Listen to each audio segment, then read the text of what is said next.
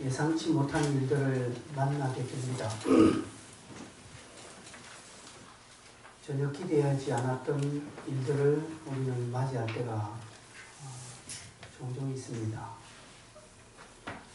아니, 그럴 수 있다라고 생각은 하였지만 그게 오늘 지금 당장 만났을 때 우리는 방황하게 되고 또 당황하게 됩니다. 그럼 예상치 못한 일들을 만났을 때 여러분 어떻게 반응하십니까?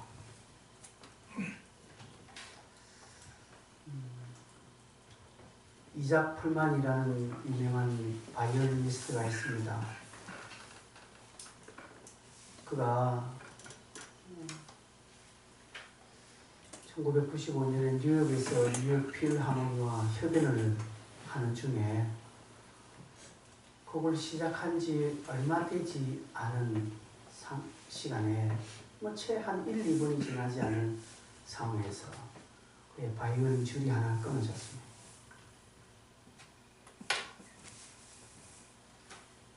그때 지휘자가 가까이 있으니까 지휘자는 알았죠. 줄이 끊어진 떡한 소리 났으니까. 그래서 지휘자가 어물쩍 한 1초, 2초 이렇게 시간 보낸 사이에 이작품만이 채 3초도 되지 않게 곡을 바로 연주를 해서 무사히 마치게 됩니다. 지휘자와 모든 악단들 그리고 관객들까지 일어서서 환호의 박수를 그에게 보내었습니다. 제가 군대에 있을 때 자대 배치 받은 지 얼마 안 돼서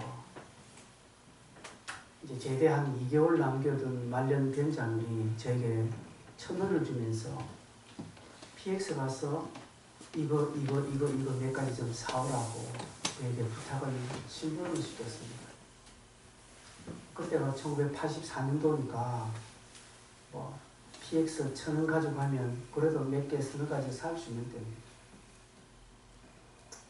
그럴 줄 알고 가서 사니까 이미 훨씬 약 한 2,000원 가량의 돈이 나와버렸습니다. 저는 돈이 없으니까 그냥 하나는 예상하고 이렇게 와서 갖다 주는데 2,000원이 되었습니다. 이렇게 말하니까 아무 말 안 해요.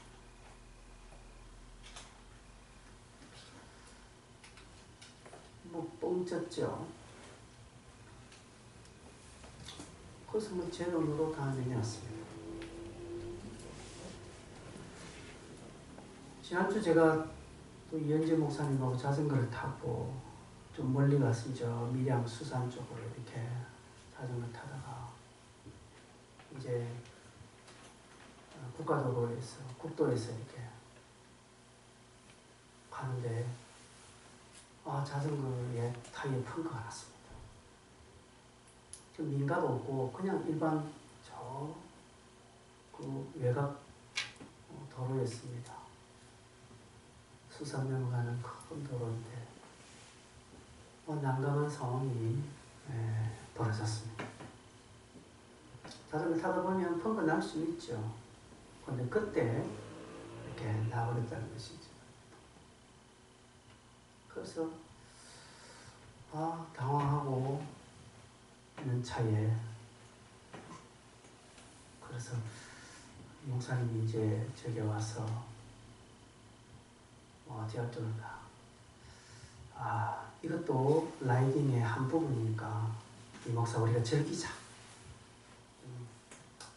우리가 목적지까지는 가지는 못했지라도 즐기자. 이 상황을 즐기자 하면서 이제 목사님은 다른 식당이나 다른 데 조처해서 알아보고 저는 틀려 한 2km 정도를 그 차들이 쌩쌩한 도로 끝에 붙어서 차량하게 이제 걸어갔습니다. 그래서 저도 그래 오늘 다음 오늘들은 이 정도 해도 다행이다 감사하다 하면서 기분 좋게 노래 부르면서 2km 걸어오니까 이제 민가가 오고 식당이 하나 있길래 그 식당에 찾아갔습니다. 찾아가서 밥도 시켜 먹고 좀 부탁을 해야 되겠기에 18,000원 하는 매생이 삼계탕을 두 사람 시켜서 먹고, 사장님에게 이런 일이 있으니까 좀 태워달라. 그래서 밀양까지 오려고 했는데 마침 그 수산 자기가 가까이에 자전거 수리점이 있어서 가까이 태워주겠다 해서, 아이고 너무 감사한 일이죠. 그리고 와서 가니까 자전거 수리점이 그냥 1970년대 그냥 그 수산 조그만 동네잖아요. 그게 아주 말 안쪽 저 뒤에 있는 그냥 막 집도 다 찌그러진 집에 하나 있어요. 사장님도 안 계셔. 그리고 전화하니까 웬 할머니가 한번 노는데, 할머니가 뭐 때문에 왔냐, 펑크 때문에 왔다니. 그 제가 어심척은 눈초를 보니까 할머니가 할래요 말래요. 할머니 하실 수 있습니까? 그러니까 어깨너머로 배운 게 있다는 거지. 아, 이거 도저히 믿을 수 없어. 그래서 이 목사님하고 저와 같이 도와가면서, 그분도 잘 못해요. 도와가면서 겨우 이렇게 떼우고 이렇게 이제 돌아오는 거야. 아, 그것 또한 참 좋은 경험했다. 아, 이 순간을 즐기자라는 그런 말이 힘되어서 아주 다 하고 나서 또 즐겁게 또 왔습니다. 이자풀만이 줄이 하나 탁 끊어질 때에 그가 곡을 멈추고 세 줄을 하나 교조해서 할 수도 있었지만, 그는 그렇게 하지 않고 그 자리에서 바로 즉흥적으로 남은 세 줄로 했다라는 것이죠. 고참이 1,000원 주면서 2,000원치 물건 시킬 때, 요즘 같은 때는 그렇게 못하죠. 이 몇 가지 경우는 전혀 예상하지 못한 일들이 일어났을 때에 반응을 어떻게 하냐에 달려있는 것입니다. 여러분, 혹시 지금 여러분이 지금 그런 상황을 딱 당하고 계시는 않습니까? 여러분, 위대함은 평범할 때 나오지 않습니다. 위대함은 어렵고 힘들 때, 고난의 때 위대함이 드러납니다. 성경을 보아도 그렇고요, 우리 역사를 보아도 그런 것 같습니다. 난세에 영웅이 나온다는 말이 있죠. 여러분, 행복하고 좋을 때는 영웅 없습니다. 위기 때 하나님의 사람들이 일어나고 영웅이 나오는 겁니다. 여러분, 촛불 별것 아니지만, 그러나 깜깜한 밤에는 촛불은 엄청난 빛을 발하는 것이죠. 어두울 때 초가 힘을 발휘하는 것인 것처럼, 위기가 올 때, 고난이 올 때, 전혀 예상치 못하는 상황을 맞닥뜨릴 때에, 그때에 어떻게 반응하느냐에 따라서 그가 위대한 인물이 될 수 있고, 위대한 신앙인이 될 수가 있고, 위대한 신앙을 소유하는 자가 될 수 있습니다. 바이올린이 4줄이죠. 4줄로는요, 어린아이들도, 조금 입문한 아이들도 4줄로는 다 합니다. 그러나 이자풀만이 위대한 천재적인 바이올리스트가 되었다는 것은 남들이 4줄로 할 거 그는 3줄로 했기 때문에 그렇습니다. 예상되지 못한 상황을 만났을 때에 당황하지 않고 남은 3줄로 연주했기 때문에 그가 천재인 것입니다. 우리 모두는 누구나 다 할 수 있는 것, 아무나 할 수 있는 것을 가지고 롤 모델로 삼지 않습니다. 주변에 평범한 사람을 저 사람이 나의 롤 모델이라고 하지 않습니다. 뭔가 자기가 볼 때 특별한 게 있으니까 모델로 삼는 것입니다. 여러분, 다시 한번 말하지만 위대한 신앙은요, 어려울 때에, 뭔가 상황이 꺾였을 때에, 전혀 나의 기대와 나의 생각과 전혀 반대로 흘러갔을 그때에 그의 신앙은 빛을 발하는 것 같습니다. 이런 것은 여러분 상식적으로도 잘 알 수가 있죠. 그러니 편하고 좋을 때는요, 신앙의 어떤 그런 상태를 알 수 없습니다. 누가 잘 믿는지, 누가 못 믿는지, 누가 위대한지, 누가 그런지 모릅니다. 그러나 다 위기가 다 오면요, 그때는 딱 달라져요. 삶의 힘든 순간이 딱 올 때, 그때 참 믿음은 드러나는 것 같습니다. 세상이 오늘날 교회를 보고 성도를 보고 뻔하게 여깁니다. 이미 교회는 세상이 예상하는 것으로 달려가고 있습니다. 그러니 교회는 힘이 없는 것입니다. 그러니 능력은 없는 것입니다. 여러분, 우리가 상대방 수를 알면요, 이길 수 있잖아요. 그죠? 상대방 딱 저 사람을 알면은 이길 수 있습니다. 어른이 아이를 이길 수 있는 것은 왜 그럽니까? 수를 알기 때문에. 아이고, 이렇구나. 다 알기 때문에.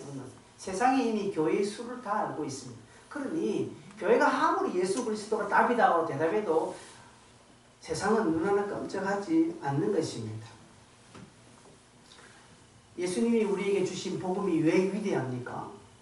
예수님이 우리에게 주신 복음은 세상이 예상하지 못하는 것이기 때문에 그렇습니다. 세상이 전혀 생각지 못한 것이 우리에게 복음으로 왔기 때문에 그 복음은 능력이 있고 위대합니다. 그러기 오늘 우리도 그렇게 살아야 합니다. 오늘도 우리가 뻔하게 살고 있지는 않습니다. 저도 마찬가지로 여러분과 뻔하게 이런 상황도 하면 저렇게 할 것 뻔하게 우리가 살고 있지 않습니까? 그렇게 살고 있을 것입니다. 여러분, 2020년과 2021년 무엇이 달라졌습니까? 여러분, 예배 생활에서 무엇이 달라졌습니까? 기도 생활에 무엇이 달라졌습니까? 신앙 전반에 있어서 여러분 작년과 올해 달라진 것이 무엇입니까? 뻔하지 않습니까? 작년하고 지금은 똑같지 않습니까? 누가 나를 볼 때 예상되는 삶을 우리가 살고 있지 않느냐는 것이죠. 어떤 차이가 있습니까? 그때나 지금이나 별 바 없습니다. 오히려 지금은요, 우리 인생의 줄이 하나 끊어졌습니다. 그나마 작년까지는, 재작년까지는 4개의 줄이 있어서 잘하든 못하든 낑낑거리면서 연주가 되었는데 이제는 코로나로 인해서 줄이 하나 끊어졌습니다. 그러면 세 줄로 살아야 돼요. 세 줄로 연주를 해야 됩니다. 잘하든 못하든. 그런데 줄이 하나 끊어졌다면서 끊어진 줄 탁 하고 있지 않느냐 이 말입니다. 1,000원을 주면서 2,000원씩 사오라니까 왜 내게 1,000원밖에 안 주느냐고 2,000원을 줘야 내가 이익을 하지 않느냐라고 하나님 앞에 합리적인 사고를 가지고 하나님께 되어들고 있지 혹 않습니까? 우리 인생에 타이어 펑크가 나서 어쩔 줄 몰라. 그냥 주지 않고 그냥 세워라 내워라 하고 있지 않습니까? 작년하고 지금하고 예전과 지금하고 우리 인생의 반응이 어떠냐는 것이죠. 달라야 합니다. 특별히 우리 코로나 시대에 달라야 합니다. 저는 분명하게 이 코로나 끝나면 분명히 하나님의 어떤 뜻이 너도 나도 알 수 있는 분명한 것이 우리에게 주어질 것이라고 그렇게 확신합니다. 여러분 어떻게 해야 되겠습니까? 초대교회도 지금 예상치 못한 상황을 맞닥뜨렸습니다. 전혀 생각지 못한 일들을 맞이하였습니다. 사도행전 2장에 성령으로 충만했습니다. 교회는 놀랍게 부흥하고 있습니다. 안전병이가 일어나는 초자연적인 기적 또한 일어나고 있습니다. 사람들은 교회로 몰려옵니다. 베드로, 요한은 거의 신적인 존재로 지금 부각되고 그 인기가 급상승하고 있는 그냥 교회는 너무너무 좋은 일들이 지금 일어나고 있습니다. 그런데 베드로와 요한이 갇혀버렸습니다. 구속되어 버렸습니다. 반대자들은 교회를 핍박하고 그리고 예수 이름으로 전도하는 것을 딱 금합니다. 국가에서 행정명령을 내려버렸습니다. 많은 초대교회 성도들은 지금 헷갈려하고 있습니다. 아니 왜? 뭐가 잘못이야? 아니 어떻게 틀려? 아닌가? 예수가 아닌가? 우리가 교회가 뭐 될 줄 알고 교회 왔는데 보니까 교회 어려우니까 이게 아닌가? 하는 의심마저 하게 됩니다. 그럴 수 있습니다. 인간적으로 충분히 그런 합리적인 의심 또한 가질 수 있습니다. 초대교회는 지금 당황하고 있습니다. 당황할 시기이고요. 전혀 생각지 못한 일들을 그들은 지금 맞닥뜨렸습니다. 근데 왜 성경이 위대합니까? 우리가 왜 성경을 배우고 본받습니까?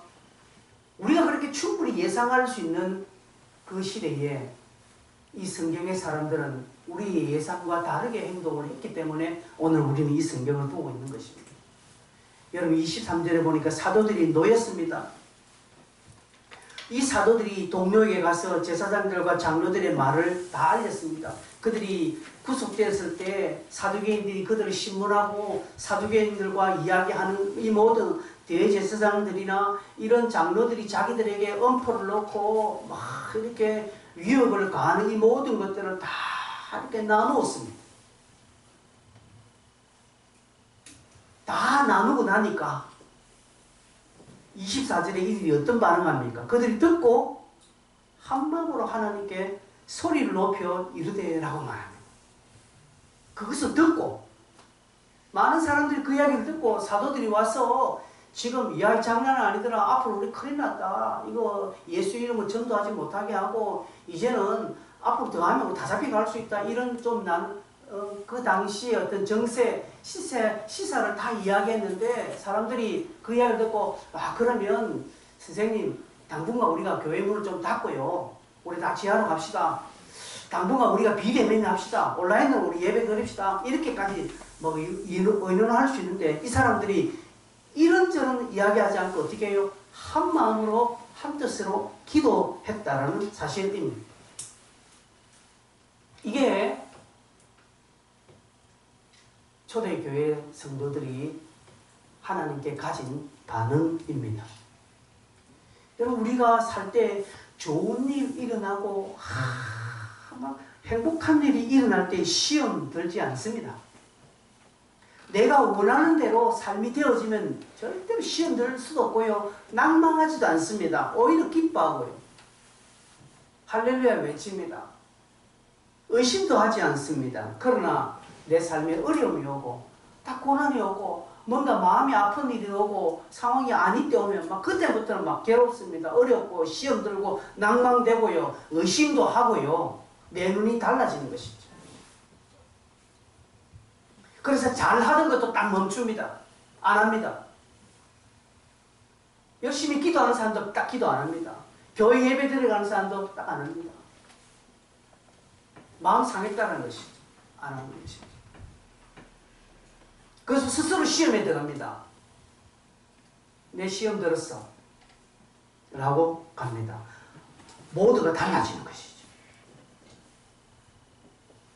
근데 초대교회 성도들은 전혀 예상 밖의 반응을 합니다. 그들은 낙담하지 않습니다. 그들은 시험 들지도 않고요. 의심도 하지 않고 그들은 한 마음을 가졌다는 것이죠. 그리고 함께 기도했다는 사실입니다. 여러분 이런 공동체, 이런 성도들은 성경의 시대나 오늘 시대나 하나님께서 변함없이 복을 주십니다. 이런 공동체, 이런 교회는 변함없이 주의 손이 함께 합니다. 그러면서 그들은 25절, 26절에 시편의 이야기를 그들은 언급하면서 우리 조상 다윗이 이런 말을 했지 않느냐. 열방이 분노하고 족속들이 허사를 격려한다. 세상의 군왕들이 나서고 관리들이 함께 모여 주와 그의 그리스도를 대적하도다. 옛날에 우리 조상 다윗도 이미 이런 이야기를 했다. 어떤 이야기?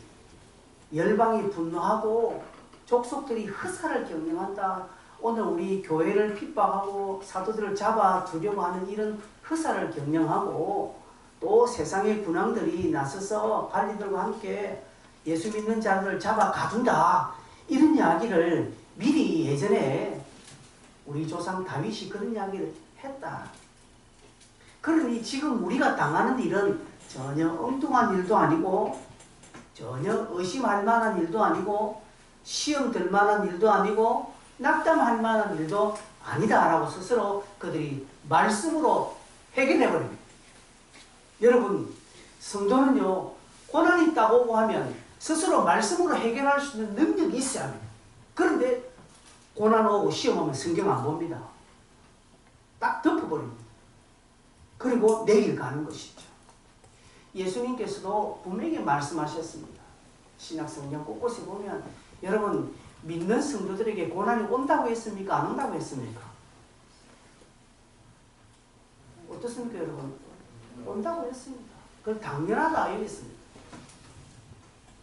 마가복음 10장 29절 30절에 보면 예수님께서 이런 말씀하셨습니다. 예수께서 이르시되, 앞에 성경 보세요, 여러분. 고개 드세요.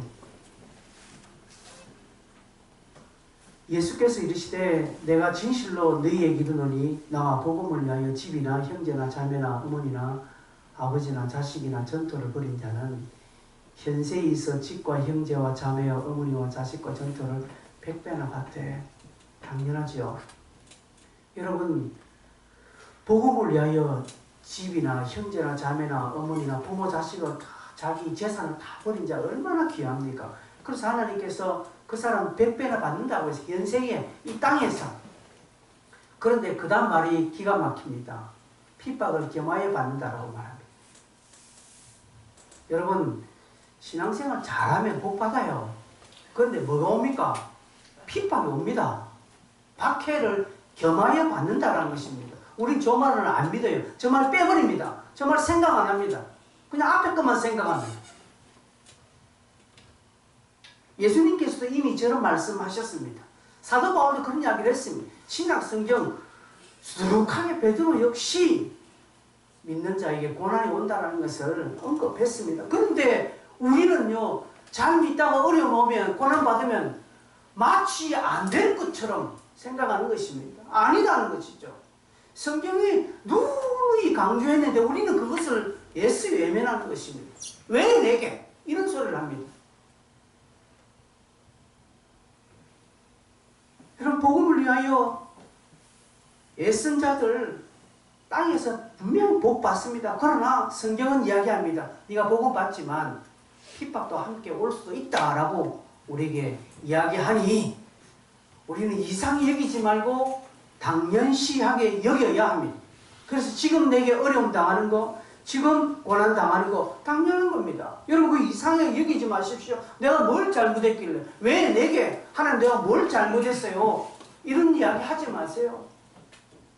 네가 잘못했어가 아니라 현세의 복 받는 것이 더 빛나도록 하기 위해서, 즉 너희 신앙이 위대해지기 위해서, 즉 너희의 촛불이 낮에는 빛을 발하지 못한다. 그러나 네가 가진 촛불이 빛을 발하기 위해서는 시대가 어두워야 된다. 밤이 깜깜해져야 네가 가진 것이 빛이 나기 때문에 내가 너에게 어둠을 준다라는 것이죠. 근데 우리는 아니라는 것이죠. 우리는 빛을 들고요, 낮을 이야기합니다. 그러니 하나도 이것도 소용없고 사람들 앞에도 별로 인정받지 못한다는 것이죠. 그게 우리의 반응이었습니다. 세상이 이것을 뻔하게 여기는 것입니다. 알고 있습니다. 오늘날 세상이 교회를 하니까 교회가 쏙 다 들어갔잖아요. 봐라, 저것들 교회가 잡으니, 우리가 잡으니까 교회 저것도 찍소리 못하네. 이렇게 되어버렸습니다, 지금. 그 다음에 또 다른 어떤 심각한 일이 있으면 세상은 또 교회를 잡습니다. 그러면 교회는 또 쏙 들어갑니다. 제가 이런 말 하는 것은 뭘 하자라는 게 아닙니다. 반항하고 거부하자라는 것 아닙니다. 우리가 이럴 때 어떤 반응을 해야 하느냐는 것이죠. 기도하는 겁니다.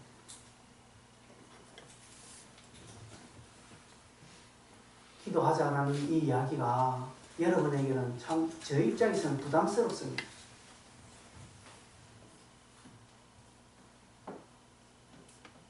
목사로서 여러분 앞에 우리가 기도해야 됩니다. 이 이야기가 너무 부담스러워요. 왜? 너무나 여러분들이 잘 알고 있기 때문에.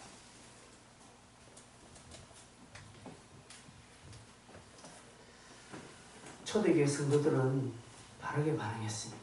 기도했습니다.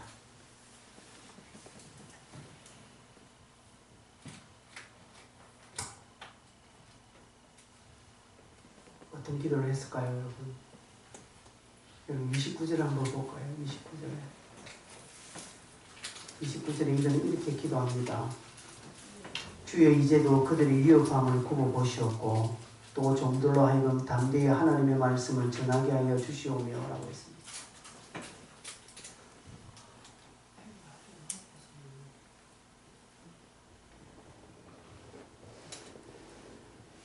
담대히 하나님의 말씀을 전하도록 해달라라고 기도했습니다. 이게 초대교회 성도들이 한 마음으로 기도한 첫 번째 기도 제목입니다. 하나님, 교회를 돌아봐 주십시오 라고도 아니고요. 하나님, 우리가 곤란한 위기에 처해져 있습니다. 우리의 상황을 굽어 살펴주십시오 라고도 기도하지 않고요. 우리 사도들을 지켜주십시오 라고도 기도하지 않고 이들은 하나님, 이럴 때 담대히 하나님 말씀을 전하도록 해주십시오 라고 이들은 기도하고 있습니다. 이미 4장 18절에 보면 그들이 베드로를 불러서 예수 이름으로 말하지 말고 가르치지도 말라라고 경고했습니다. 국가에서 행정명령을 내렸습니다. 행정명령 1호, 교회는 예수 이름으로 전도하지 말라라고 이렇게 행정명령을 딱 내려버렸습니다. 그리고 거리두기 3단계까지 가버렸습니다. 그래서 교회는 따라야 할 편입니다. 오늘날처럼. 오늘 우리 한국교회가 얼마나 국가의 명령을 잘 받들고 있습니까? 그래 해야 되는데 초대교회 성도들은, 초대교회는 그렇게 하지 않고 오히려 이렇게 말합니다. 담대히 하나님의 말씀을 우리가 전하게 해주십시오. 이 상황 때문에 하나님의 말씀이 약화되지 않게 해달라고, 담대히 전하게 해달라고 그렇게 그들은 기도하고 있는 것입니다. 정반대입니다. 여러분, 교회는 세상과 반대로 가야 합니다. 자, 여기서 하나 여러분에게 체크할 것은, 교회가 세상을 거부하고 혁명을 일으키고 무슨 데모하고 이거 아닙니다. 여러분, 오해하지 마십시오. 제가 오늘 말씀드린 것은 세상과 반대 간다, 세상 명령 따르지 말아야 되는 것은 복음을 말하는 것입니다. 여러분, 지금 우리가 이런 코로나 시대에 국가에서 하는 거리두기의 행정명령, 이것은 우리가 지켜가야 되는, 우리는 이걸 따라가야 합니다. 여러분, 이걸 하지 말라는 거 아닙니다. 해야 되지만, 그러나 우리가 양보할 수 있는 신앙에 대하여서 국가가 따오면 우리는 그때는 아니다는 것이죠. 여러분, 만약에 대한민국 정부가 국가를 향하여서 앞으로 교회에서 예수 이름을 부르지 마세요 라고 하면 여러분 안 부를 겁니까? 이때는 목내놓고 불러야 되는 것입니다. 우리는 그거 따를 수 없다라고. 그럴 땐 데모해야 하는 것입니다. 목내놓고. 앞으로 교회는 절대로 바깥에서 전도할 수 없습니다 라고. 전도했을 때, 잡혔을 때는 뭐 벌금 없으면 벌금 내더라도 해야 되는 것입니다.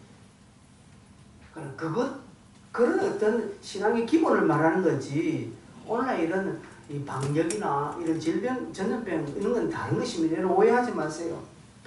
초대교회는 반대인 것입니다. 정반대로. 전혀 세상이 예상하지 못한 길로 그들은 가야 한다라고 말하고 있습니다. 이것을요, 로마서 12장 2절에 이렇게 말하고 있습니다. 로마서 12장 2절 같이 읽겠습니다. 시작. 너희는 이 세대를 본받지 말고 오직 마음을 새롭게 함으로 변화하라. 하나님의 선하시고 공부하시고 온전한 뜻이 무엇인지 분별하도록 하라. 여기에 이 세대를 본받지 말라라는 표현입니다. 저 말은 다르게 하면 이 세대를 거스르고 라고 하는 표현입니다. 거스른다 라고 하는 말은 혁명하자, 무슨 반대하자, 그거 아닙니다.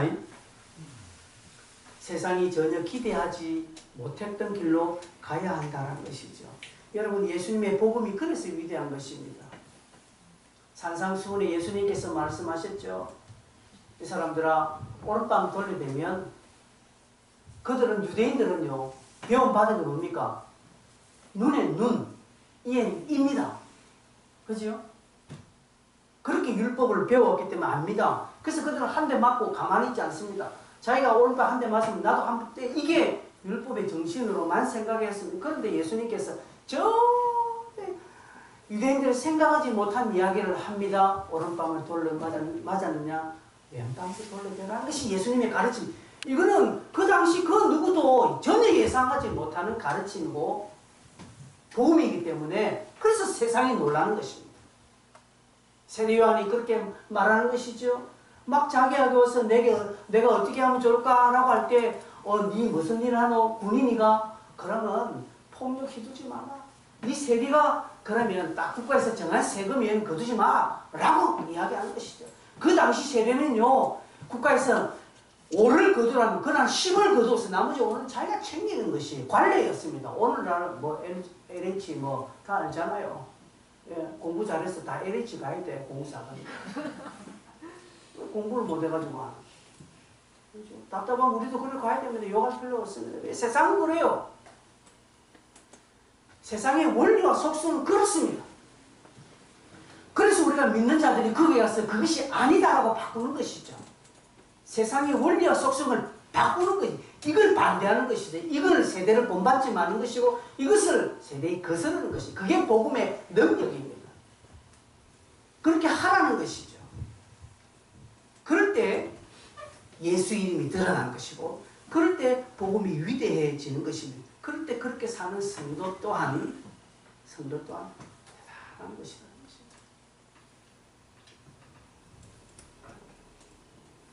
하나님이 이것을 보십니다.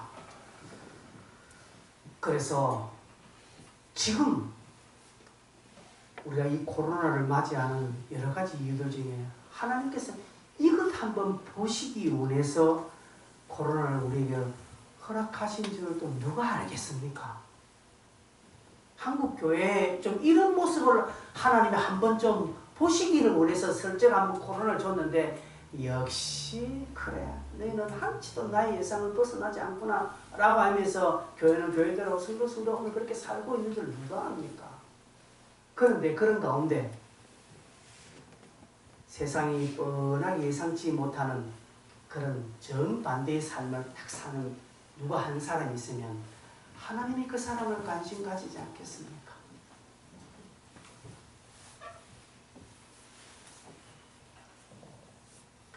두 번째로 이들은 이런 기도를 합니다. 30절에 보니까 손을 내밀어 병을 낫게 하시옵고 표적과 기사가 거룩한 종 예수의 이름으로 이루어지게 하옵소서라고 말합니다.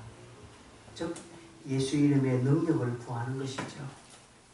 예수 이름의 능력을 구합니다. 주님의 이름이 드러나게 해달라는 것이죠. 표적과 기사가 예수의 이름으로 이루어지게 해달라는, 다른 것이 아니라, 다른 게 아니라 예수의 이름이 드러나게 해달라는 것이죠. 근데 주님의 뜻이, 주님만 드러나게 해달라는 것이죠. 안전뱅이 사건으로 베드로와 요한이 부각된 것을 그들은 봅니다. 그럴 때 베드로와 요한은, 야, 이 사람들은 우리가 아니다, 예수다 라고 했잖아요. 예수. 초대교회는 기적과 표적, 능력으로 예수가 더 드러나게 해달라는 기도를 하고 있습니다. 그들은 표적이 일어나고 기사가 일어나므로 놀라운 능력이 일어나면 교회가 부흥되게 해달라고 기도하지 않았습니다. 이때 우리 교회를 조금 한 300여 들어서 멋지게 교회를 좀 짓게 해주십시오 라고 그렇게 기도하지 않고요. 우리 베드로가 조금 이때 한번 부각돼서 한번 우리나라의 총리가 되게 해달라고 그렇게 기도하지 않았고요. 그들은 딱 하나, 하나님 표적, 이적, 기사를 통해서 예수의 이름만 드러나게 해주십시오 라고 그들은 그렇게 기도했습니다. 여러분, 이 두 가지 기도의 제목은 하나님의 마음에 합당한 기도입니다. 그러기에 이들이 구하지 아니한 기도까지 하나님이 다 들어주셨습니다. 솔로몬이 하나님께 듣는 마음을 구할 때 하나님은 이미 그 듣는 마음을 지혜로 여기셔서 네가 은도 구하지 않고 금도 구하지 아니하였으니 네가 구하지 아니한 은금, 부귀영화까지 내가 네게 다 줄 것이며 너와 같은 자가 이웃 세대는 없을 것이다 라고 하나님은 그렇게 말씀하셨습니다. 오늘날 이런 은혜가 교회에도 흘러야 합니다. 교회는 위기 때, 어려울 때 하나님의 말씀을 더욱 담대하게 전하게 해달라고 기도하셔야 되고, 하나님의 이름만이 드러나게 해달라고 기도하셔야 합니다. 그런데 우리는 예수 잘 믿으면요, 좀 내 잘 살게 되는 거, 내가 예수 잘 믿는 우리 자식들이 좀 잘 되는 거, 그거 지금 얄팍하게 생각하고 있지 않습니까? 하나님의 영광과 하나님의 뜻에는 별 관심이 없습니다. 그래서 예수를 10년 믿는데 삶은 더 안 되니까 아 이거 예수 믿어도 별 소용없네 라고 하면서 멀리 신앙을 떠나는 이유가 다 거기에 있습니다. 초점을 잘못 맞추었기 때문에 그렇습니다. 초대교회는 그렇게 하지 않았습니다. 여러분 지금 이 상황은 사도들이 풀려났은 상황입니다. 풀려났지요. 풀려났음에도 불구하고 상황은 해결되었음에도 불구하고 그들은 한 마음으로 기도했다라는 사실입니다. 우리는 상황 종료되면 기도 끝. 이제는 해결돼서는 기도 끝. 아니에요. 이들은 상황이 종료되자 바로 기도했다는 것이죠. 우리하고 달라요. 성경 가만히 보면 우리의 상황과 다르게 다 반응한 것을 볼 때 복 받는 이유가 거기에 있다는 것을 우리는 기억하셔야 합니다. 초대교회는 그렇게 하지 않았습니다. 여러분 우리는 오늘 내가 잘 되는 것이 첫 번째지 않습니까? 내가 잘 되는데 나의 상황이 좀 유리해지는 것이 우선입니다. 근데 나의 상황이 좀 불리해지면요 예수의 영광, 하나님의 영광은 없습니다. 교회 안 돌아보는 것이죠. 초대교회는 그렇게 하지 않았다는 것이죠. 그러니 어떤 상황이 생깁니까? 어떤 현상이 생깁니까? 그 다음 32절 한번 볼까요? 32절 그러고 나니까 초대교회 변화가 일어나는데 어떤 변화? 32절 시작. 믿는 무리가 한 마음과 한 뜻이 되어 모든 물건을 서로 통용하고 자기 재물을 조금이라도 자기 것이라 하는 이가 하나도 없더라고 말합니다. 한 마음과 한 뜻이 되어버렸습니다. 이렇게 기도하니까. 여러분 우리가 하나 됩시다. 이거 강조하면 하나 안 됩니다. 교회 이름이 한마음 교회에 있습니다. 보면 한마음이 아니에요. 제가 노예 나가면 목사님들이 해돋는 교회고 너희 해 잘 돕고 있나? 이렇게 늘 물어요. 좀 이제 약간 좀 분위기 띄우는 농담은 해 잘 돕고 있나? 내가 지금 돕고 있습니다. 라고 해요.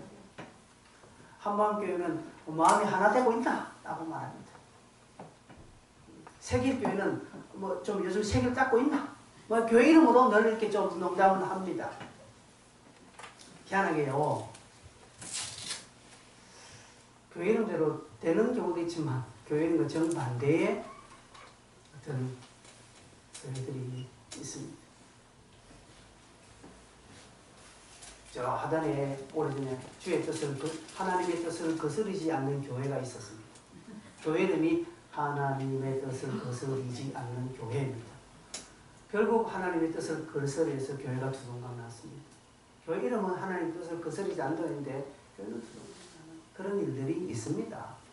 여러분 그렇다고 해서 그게 뭐 나쁘다 뭐 그런 것보다는 여러분 하자고 해서 되는 게 아닌 것 같습니다.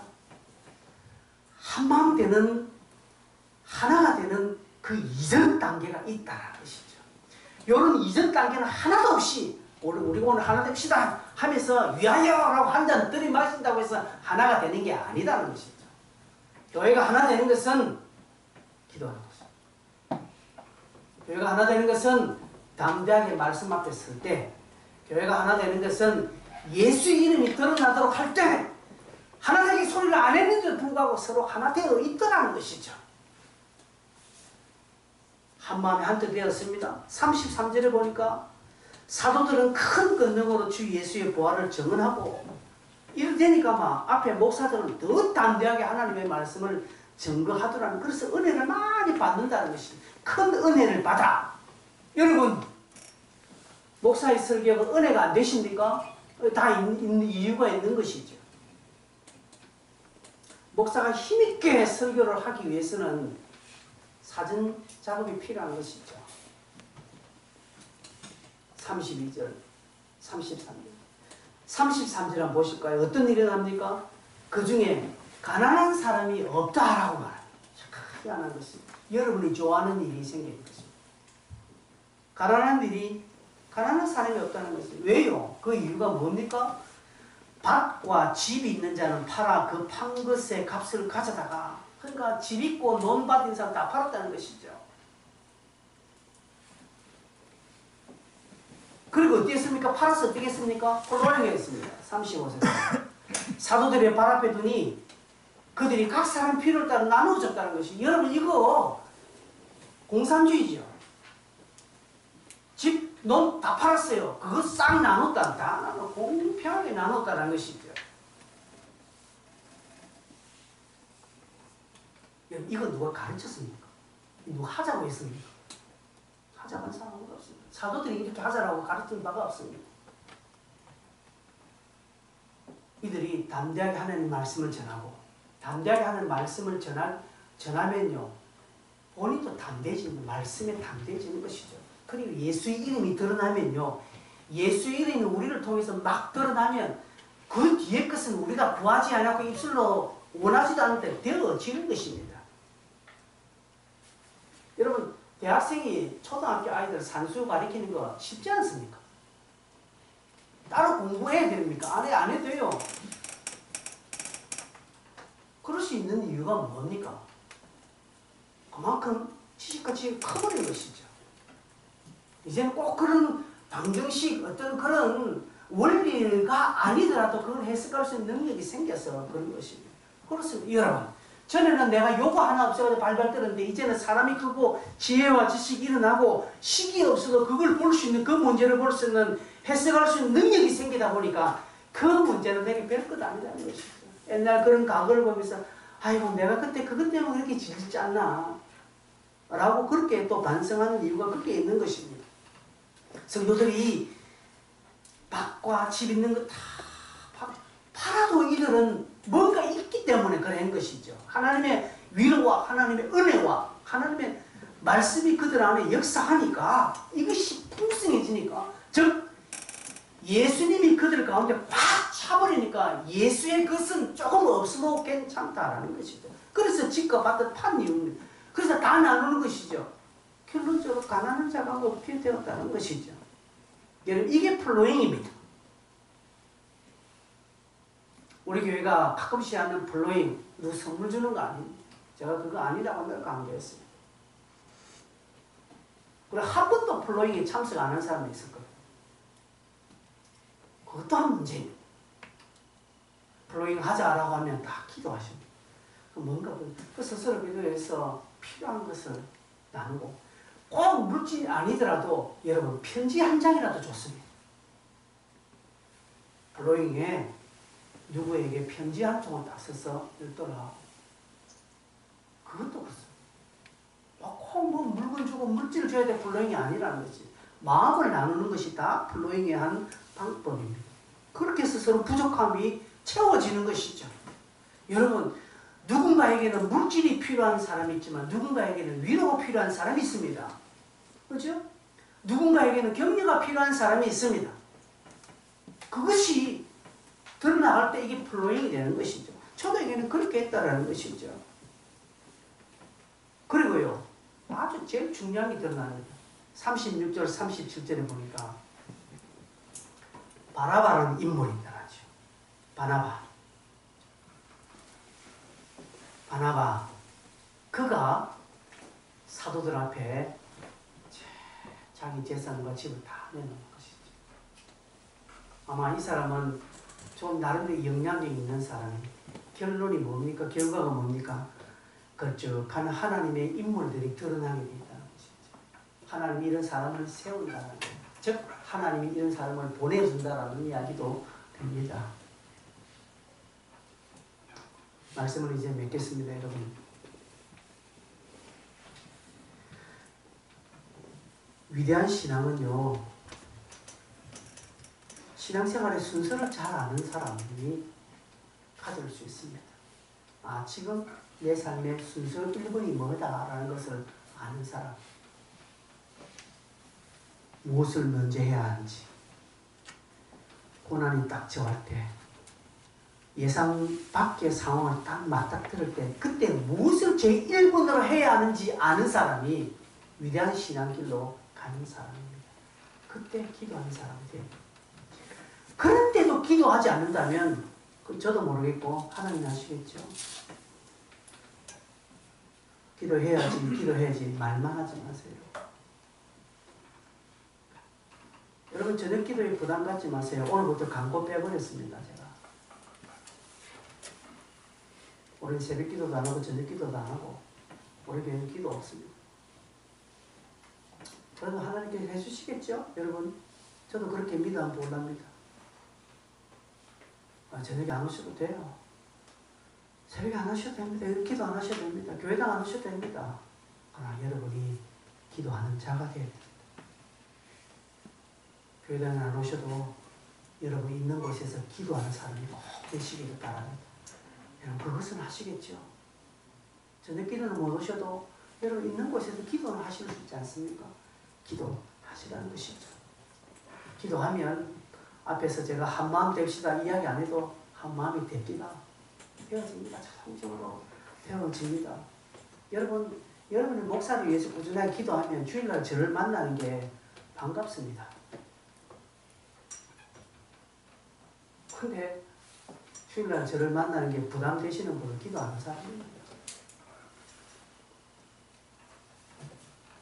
안 해도 될 말 같지만 한번 적용을 여러분에게 쉽게 드리기 위해서 합니다. 초대교회 성도들이 사도들이 잡히고 위기가 왔을 때 그들이 탄식하고 낭망하고 그냥 뿔뿔이 흩어지고 의심하면 아무것도 되지 않았을 것입니다. 그러나 그들은 그렇게 하지 않았습니다. 그들은 그렇게 하지 않았고요. 오히려 더 한마음 되어서 기도하고 하나님이 기뻐하시는 기도 제목들로 기도해버렸습니다. 그러니 결과는 보세요. 32절부터 나오는 그 결과가 어떻습니까? 풍성해지는 거잖아요. 그런데 우리는 이 결과를 먼저 생각하는 거예요. 결과를 먼저 딱 올리고 이렇게 해주시겠지라고 가는 거예요. 근데 그렇게 안 되니까 실망하는 거예요. 아니에요. 순서가 틀렸습니다. 순서가 틀렸습니다. 그러니 교회 세상은요. 봐라. 교회다 별 수 없네라고 하는 것이죠. 세상이 봐라 별 수 없네라고 생각하고 있는데 교회가 확 다르게 놓으면요. 세상은 놀랍니다. 세상은 당황합니다. 그들이 오히려 당황합니다. 사단이 벌벌 떠는 이유가 거기에 있는 것이죠. 성도 여러분, 오늘 말씀 앞에 좀 심각하게 한번 반응하시기를 부탁드립니다. 말씀 앞에 여러분이 진지하게 한번 좀 고민하는 시간을 좀 가져보시기를 바라겠습니다. 이런 자를 찾으십니다. 이런 교회를 찾으십니다. 찬송하겠습니다.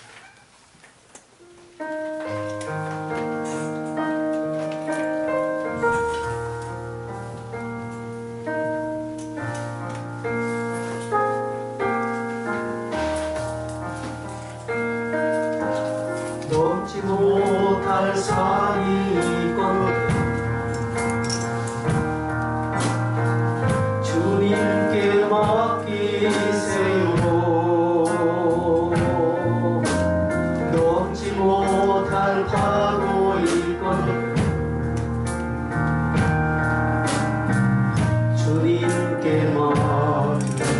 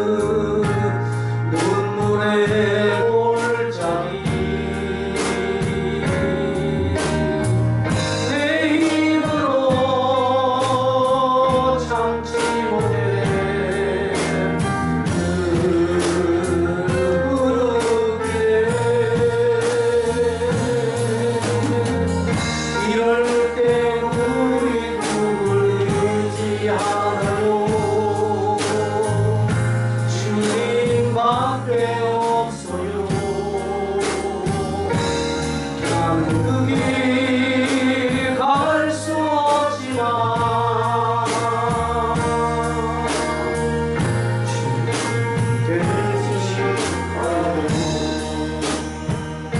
말씀을 생각하시면서 여러분 각자가 한번 필요를 따라 여러분 앞에 여러분이 기도하시기를 바라겠습니다.